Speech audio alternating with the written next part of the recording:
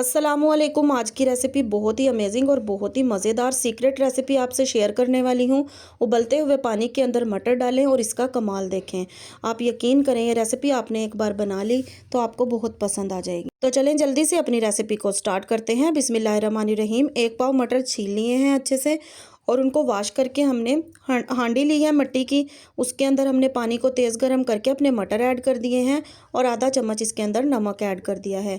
मटर उबालने का मेन मकसद ये है कि ये बहुत जल्दी से अच्छे से सॉफ्ट भी हो जाएंगे और बहुत ही अच्छा इसका टेस्ट भी है, उबालने के बाद बढ़ जाता है। ये अच्छे से उबल गए हैं। 5 मिनट के लिए हमने इनको उबाल लेना है और फिर इन्हें स्टेन करके एक तरफ रख लेना है।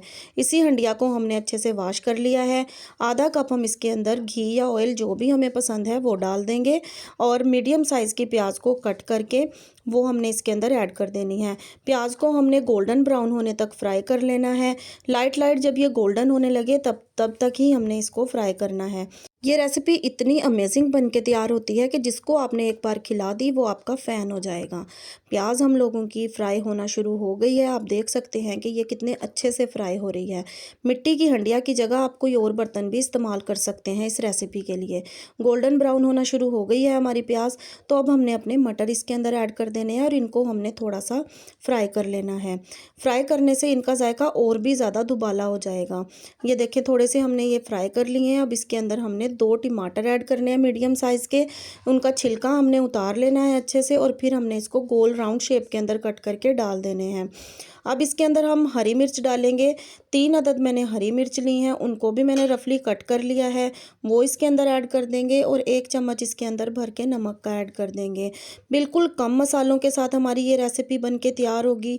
एक तो ये जायके में तो मज़ेदार है ही और साथ ही इसके अंदर इंग्रेडिएंट्स भी बहुत कम जाएंगे। इसको हमने टमाटर के साथ अच्छे से हल कर देना है नमक को और फिर हमने इसको चलाने के बाद इसको कवर कर देना है 2 मिनट के लिए। 2 मिनट तक हम इसको कवर करेंगे ताकि हमारे टमाटर अच्छे से घुल जाएं, अच्छे से मेल्ट हो जाएं। आप देख सकते हैं कि 2 मिनट के बाद ही हमारे टमाटर कितने अच्छे से घुल चुके हैं। आधा चम्मच इसके अंदर लाल मिर्च का पाउडर ऐड करेंगे। अगर आपको पसंद हो तो आप मिर्च की क्वांटिटी बढ़ा भी सकते हैं। आप देख सकते हैं कि कितने अच्छे से हमारा मसाला ग्रेवी जो है मटर की वो कितने अच्छे से भुन चुकी है। अब हमने इसके अंदर डालने हैं अंडे।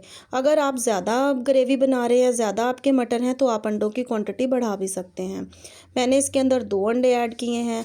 2 अंडे ऐड करने के बाद हमने इनको अंडों को चला लेना है अपने इस ग्रेवी के साथ। ये तमाम प्रोसीजर हमने लो फ्लेम के ऊपर करना है। फ्लेम को हम हाई नहीं रखेंगे, लो फ्लेम के ऊपर हमने इसको कुक करना है। आप देख सकते हैं कि कितना अच्छे से हमारा सालन बन के तैयार हो गया है। फ्लेम को हमने अब बंद कर देना है क्योंकि मिट्टी की हंडिया के अंदर सालन जो है वो काफ़ी देर तक गर्म भी रहता है और कुक भी होता रहता है। तो आप देख सकते हैं कि फ्लेम को ऑफ़ करने के बाद भी इसके अंदर बबल्स बन रहे हैं। आप इस रेसिपी को ज़रूर ट्राई कीजिएगा। अपना फीडबैक मुझे ज़रूर दीजिएगा। नेक्स्ट वीडियो तक के लिए मुझे इजाज़त दें। अपना खूब सारा ख्याल रखें। अल्लाह हाफिज़।